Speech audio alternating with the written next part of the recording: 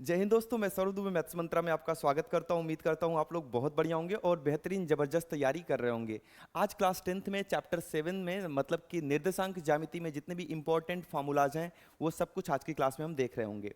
तो chapter start करने से पहले मैं बता देता हूं कि ये जो चैप्टर है, चैप्टर नंबर 7, जिसका नाम है निर्देशांक ज्यामिति, ये आप सभी बच्चों का पसंदीदा चैप्टर है, चाहे वो मैथ्स में कमजोर हो, चाहे वो मैथ्स में अच्छे हों, स्ट्रांग हो।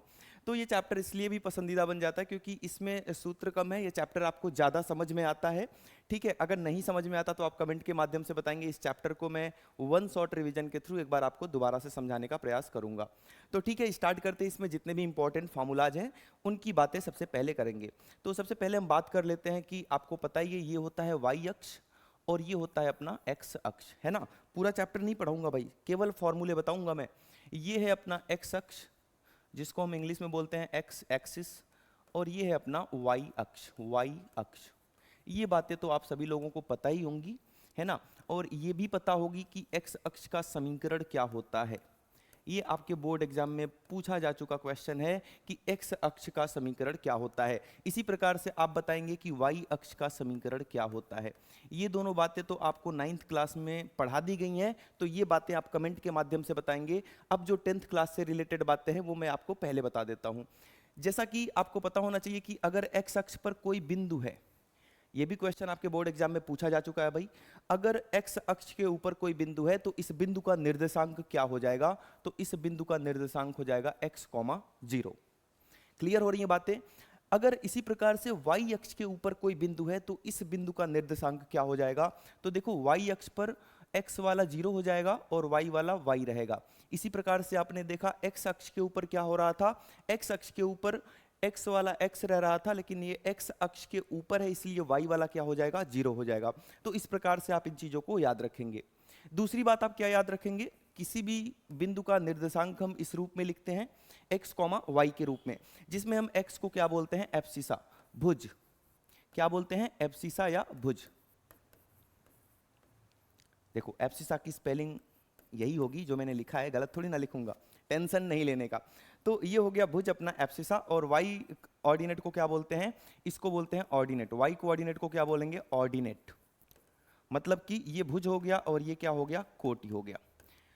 तो ये छोटी छोटी बातें हैं, आई होप आप सभी लोगों को पता होंगी पहले से। और नहीं पता है भाई तो आपको जरूरत है मैथ्स में ज़्यादा मेहनत करने की, और मेरे साथ बने रहिए और ज़्यादा मेहनत करते रहिए।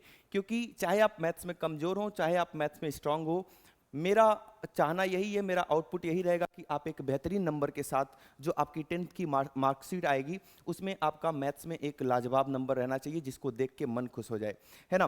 तो ये चीज़ें हैं, एक बार जल्दी से स्क्रीनशॉट लेंगे, इसके बाद हम अपने मेन फॉर्मूले पर चलेंगे। और अब हम बात कर लेते हैं दोस्त किसका, कि दूरी सूत्र क्या होता है। दूरी सूत्र,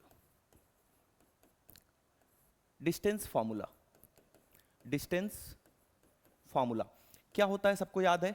याद है तो जल्दी से अपनी कॉपी पे मुझसे पहले लिख लो।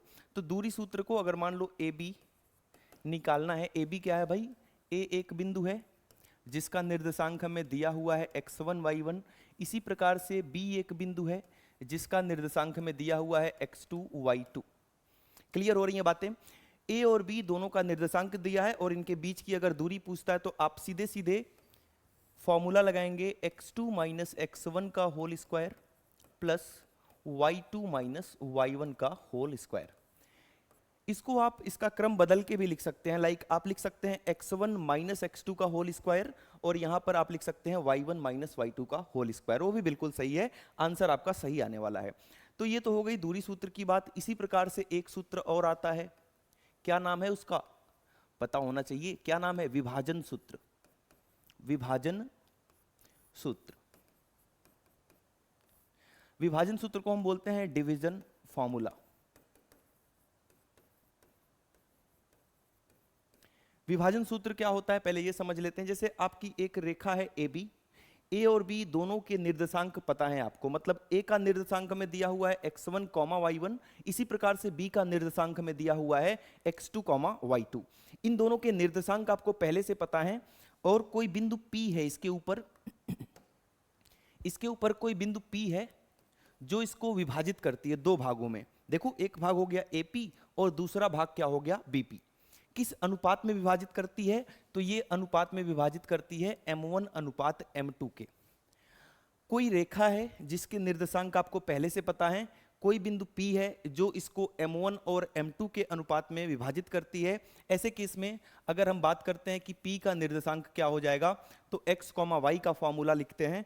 तो विभाजन सूत्र में सबसे पहला फॉर्मूला आएगा x का, मतलब इसका, इस वाले x का फॉर्मूला क्या हो जाएगा, ये होता है, देखो लिखने का तरीका बता रहा हूं, फटाफट यहीं से याद हो जाएगा। एक काम करो, आप काम करो, m1 प्लस m2 लिख लो, m2 को थोड़ा सा दूर लिखो, m2 को थोड़ा सा दूर लिखो, नीचे भी आप लिख लो m1 प्लस m2। इतना तो याद रहेगा, यहां तक कोई दिक्कत नहीं है। m1 है तो इसके साथ लगा दो x2, m1 के साथ क्या लगा देना है, x2, और ये m2 है तो इसके साथ लगा दो x1। ये बन गया आपका x निर्देशांक का फॉर्मूला, है ना, x कोऑर्डिनेट का फॉर्मूला आपका बन चुका है। इसी प्रकार से आप y का भी लिख सकते हैं, बिल्कुल यही वाला नियम यहां लगा दो। तो आप लगा सकते हैं y2 प्लस y1, उल्टा लगा दिया, कोई बात नहीं, मैं डायरेक्ट लिख रहा था, आप m1 वाला ही लिखेंगे, पहले लिखेंगे आप m1 प्लस m2 ऊपर, m1 प्लस m2 जो है वो ऊपर लिखेंगे, और इसी प्रकार से नीचे भी लिख देंगे आप m1 प्लस m2। m1 के साथ क्या लगाना है भाई, 1 है तो 2 लगा दो, और यहाँ पर 2 है तो 1 लगा दो, यहाँ y2 लगा दिया, यहाँ y1 लगा दिया। तो ये जो x और y वाले फॉर्मूले हैं ये आपके बन जाएंगे। अब ये जो दो फॉर्मूले आपके दिख रहे हैं, मेजर यही दोनों फॉर्मूले हैं जो आपको 10th क्लास में पढ़ना होता है। ये जो दोनों फॉर्मूले आपको दिख रहे हैं, दूरी सूत्र का एक फॉर्मूला आपकी एनसीईआरटी की किताब में और दिया हुआ है। वो किस प्रकार से लिखा गया है, वो इस प्रकार से लिखा गया है कि किसी बिंदु की, या तो सीधे इसको बोल सकते हैं आप मूल बिंदु से दूरी, मूल बिंदु से दूरी, मूल बिंदु से दूरी। अगर आपको मूल बिंदु से दूरी निकालनी है, सबको पता होगा मूल बिंदु क्या होता है, ये होता है मूल बिंदु जहां से स्टार्ट होते हैं दोनों पॉइंट। इसका जो कोऑर्डिनेट होता है, जो इसका निर्देशांक होता है, वो 0,0 होता है। मूल बिंदु का निर्देशांक क्या होता है, 0,0। अब कोई बिंदु x y है यहां पर, और मैंने आपसे पूछ लिया कि इन दोनों बिंदुओं के बीच की दूरी बताओ। कुछ इस प्रकार से इन दोनों बिंदुओं के बीच की आप दूरी बताएंगे, यहां से लेके यहां तक की दूरी, इसको मैंने a बोल दिया, इसको मैंने b बोल दिया। तो इसका सीधा सीधा फॉर्मूला बनता है क्या, इसका सीधा सीधा जो आपके पास फॉर्मूला आता है वो आता है AB equal to under root x square plus y square. ये फॉर्मूला कैसे आता है, इसी फॉर्मूले से ये वाला फॉर्मूला भी आया हुआ है, कुछ नया नहीं बता दिया मैंने, इसी फॉर्मूले से आया हुआ है ये वाला फॉर्मूला आपका। कैसे, आप इसको एक को x1 y1 मान लो इसको मैंने x1 y1 मान लिया, और इसको मैंने x2 और y2 मान लिया। ये सारा मान आप यहां पर रखेंगे तो अपने आप आपको कौन सा फॉर्मूला मिल जाता है, ये मूल बिंदु से किसी भी बिंदु की दूरी। तो ये भी आप याद रखेंगे माइंड में, ठीक है। क्यों याद रखेंगे, क्योंकि यहां से बहुविकल्पीय प्रश्न आपके एग्जाम में पूछा जा चुका है। 4 ऑप्शन दिए थे A B C D, उसी में से एक ऑप्शन ये भी था।